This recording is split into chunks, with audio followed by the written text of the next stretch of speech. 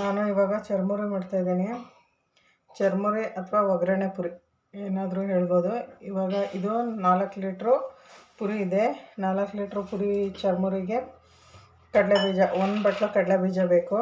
ಹಾಗೆ 1 ಬಟ್ಲು ಕಡಲೆ ಮತ್ತು ಸ್ವಲ್ಪ ಕೊಬ್ಬರಿ, ಅರ್ಧ ಭಾಗ ಕೊಬ್ಬರಿ, ಒಣ ಕೊಬ್ಬರಿ, ಹಾಗೆ 2 ಗೆಡ್ಡೆ ಬೆಳ್ಳುಳ್ಳಿ ಮತ್ತು ಸ್ವಲ್ಪ ಕರ್ಬೇವಿನ ಸೊಪ್ಪು, ಇದು ಬಂದ್ಬಿಟ್ಟು ಒಣಮೆಣ್ಸಿಕಾಯಿ, ಇದಿಷ್ಟು ಬೇಕು. ಮತ್ತು ಮಿಕ್ಸ್ ಮಾಡಲಿಕ್ಕೆ ಖಾರಕ್ಕೆ ಉಪ್ಪು, ಖಾರ ಮತ್ತು ಅರಿಶಿನ ಪುಡಿ, ಅಚ್ಚಕಾರ ಪುಡಿ ಹಾಕಿದ್ದೀನಿ. ಇದು ಉಪ್ಪು, ಖಾರ, ಅರಿಶಿನ ಪುಡಿ ಇಷ್ಟನ್ನು ಮಿಕ್ಸ್ ಮಾಡಿ ಇಟ್ಟಿದ್ದೀನಿ. 4 ಲೀಟ್ರ್ ಪುರಿಗೆ 2 ಸ್ಪೂನ್, ಹೆಚ್ಚು ಕಮ್ಮಿ 2 ಸ್ಪೂನಷ್ಟು, ಎಷ್ಟು ಬೇಕಾಗುತ್ತೆ ಅಷ್ಟೇ ಹಾಕೋದು. ಇದಿಷ್ಟು ಬೇಕು ಒಗ್ಗರಣೆ ಪುರಿ ಮಾಡೋಕ್ಕೆ. ಮಾಡೋದು ಹೇಗೆ ಅಂತ ನೋಡೋಣ. ಬಾಣಲಿಗೆ ಸ್ವಲ್ಪ 1/4 ಲೀಟ್ರಷ್ಟು ಎಣ್ಣೆ ಹಾಕಿದ್ದೀನಿ ನೋಡಿ. ಈಗ ಇದು ಕಾಯ್ದಿದೆ.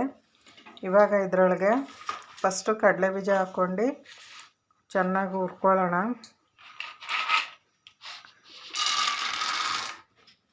ಇದು ಚೆನ್ನಾಗಿ ಇಷ್ಟು ಈ ಥರ ಆದಂಗೆ ಇವಾಗ ಇದನ್ನು ತೆಗೆದು ಬಿಡೋಣ.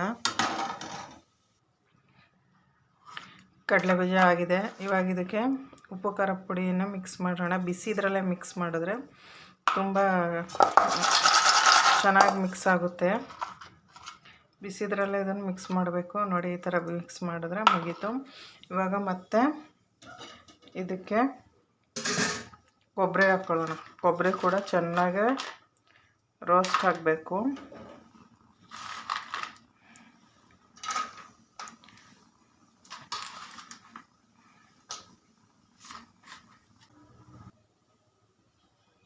ನೋಡಿ, ಕೊಬ್ಬರಿ ಕೂಡ ಕಲರ್ ಫೇಲ್ಡ್ ಆಯಿತು. ಈ ಥರ ಸ್ವಲ್ಪ ಕಲರ್ ಫೇಲ್ಡ್ ಆಗೋವರೆಗೂ ರೋಸ್ಟ್ ಮಾಡಬೇಕು.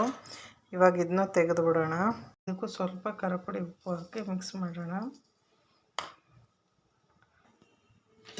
ಇವಾಗ ಕಡಲೆ ಹಾಕ್ತಾಯಿದ್ದೀನಿ. ಕಡಲೆ ಕೂಡ ಸ್ವಲ್ಪ ರೋಸ್ಟ್ ಮಾಡ್ಕೊಳ್ಳೋಣ.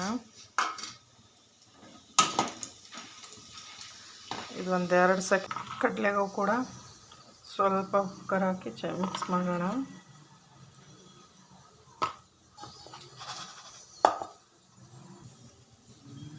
ಇವಾಗ ಇದರೊಳಗೆ ಬೆಳ್ಳುಳ್ಳಿ ಹಾಕ್ಬಿಡೋಣ. ಬೆಳ್ಳುಳ್ಳಿ ಕೂಡ ಹಾಕಬೇಕು. ಬೆಳ್ಳುಳ್ಳಿ ರೋಸ್ಟ್ ಆಗಿದೆ. ಈಗ ಕರ್ಬೇವಿನ ಸೊಪ್ಪು ಹಾಕ್ಕೊಳ್ಳೋಣ. ಹಾಗೆ ಮೆಣಸಿನ್ಕಾಯಿ ಕೂಡ ಹಾಕ್ತಾಯಿದ್ದೀನಿ. ಈಗ ಇಷ್ಟನ್ನು ಫುಲ್ಲು ಸ್ವಲ್ಪ ರೋಸ್ಟ್ ಆದಮೇಲೆ ತೆಗೆದು ಬಿಡೋಣ. ಬೆಳ್ಳುಳ್ಳಿ, ಕರ್ಬೇವಿನ ಸೊಪ್ಪು, ಮೆಣಸಿನ್ಕಾಯಿ ಇಷ್ಟು ಕೂಡ ರೋಸ್ಟ್ ಆಗಿದೆ. ಇದಕ್ಕೂ ಸ್ವಲ್ಪ ಇವಾಗ ಖಾರ ಪುಡಿ ಹಾಕೋಣ. ಈಗ ಇದನ್ನು ಚೆನ್ನಾಗಿ ಮಿಕ್ಸ್ ಮಾಡೋಣ. ನಾನು ಮಿಕ್ಸ್ ಮಾಡಿರೋ ಅಂಥ ಈ ಪಾತ್ರೆಯಲ್ಲಿ ಮಿಕ್ಸ್ ಮಾಡಿ ಬೇರೆ ಒಂದು ಪಾತ್ರೆಗೆ, ಈ ಪಾತ್ರೆಯಲ್ಲಿ ಮಿಕ್ಸ್ ಮಾಡಿ ಬೇರೆ ಒಂದು ಪಾತ್ರೆಗೆ ಹಾಕಿದ್ದೀನಿ ನೋಡಿ. ಇದು ನೋಡಿ, ಈ ಥರ ಎಲ್ಲ ಮಿಕ್ಸ್ ಆದಮೇಲೆ ಇವಾಗ ಎಲ್ಲದು ಮಿಕ್ಸ್ ಮಾಡಾಗಿದೆ. ಕಡಲೆಬೀಜ, ಕಡಲೆ, ಕೊಬ್ಬರಿ, ಆಮೇಲೆ ಮೆಣಸಿನ್ಕಾಯಿ, ಬೆಳ್ಳುಳ್ಳಿ, ಕರ್ಬೇವಿನ ಸೊಪ್ಪು ಎಲ್ಲದನ್ನು ಬೇಕು ಅನ್ನೋರು ಈರುಳ್ಳಿ ಕೂಡ ಹಾಕ್ಬೋದು. ಈರುಳ್ಳಿನ ರೋಸ್ಟ್ ಮಾಡಿಬಿಟ್ಟು ಅದು ಕೂಡ ಫುಲ್ಲು ರೋಸ್ಟಾಗಿ ಹೋಗ್ಬೇಕು, ಆ ಥರ ಮಾಡ್ಬಿಟ್ಟು ಹಾಕ್ಕೋಬೋದು. ಇದು ಫುಲ್ಲು ಥಂಡಿ ಆಗಬೇಕು. ಇದು ಎಲ್ಲ ಫುಲ್ಲು ಬಿಸಿ ಇದೆ. ಇವಾಗ ಇದಕ್ಕೆ ಮಿಕ್ಸ್ ಮಾಡೋಕ್ಕಾಗಲ್ಲ ಪುರಿನ. ಇದು ಫುಲ್ಲು ಥಂಡಿ ಆದಮೇಲೆ ಇದೆಲ್ಲ ಫುಲ್ ತಣ್ಣಕ್ಕಾದಮೇಲೆ ಪುರಿ ಮಿಕ್ಸ್ ಮಾಡಿದ್ರೆ ಚರ್ಮುರಿ ರೆಡಿ. ರುಚಿಯಾದ ಚರ್ಮುರಿ ರೆಡಿ. ನೀವು ಒಂದು ಸಲ ಮನೇಲಿ ಟ್ರೈ ಮಾಡಿ ನೋಡಿ ಹೇಗಾಯಿತು ಅಂತ ಕಮೆಂಟ್ ಸೆಕ್ಷನಲ್ಲಿ ಕಮೆಂಟ್ ಮಾಡಿ. ಯಾರ್ಯಾರು ನನ್ನ ಯೂಟ್ಯೂಬ್ ಚಾನಲ್ಗೆ ಸಬ್ಸ್ಕ್ರೈಬ್ ಆಗಿದ್ದೀರೋ ಅವರೆಲ್ಲರಿಗೂ ಧನ್ಯವಾದಗಳು.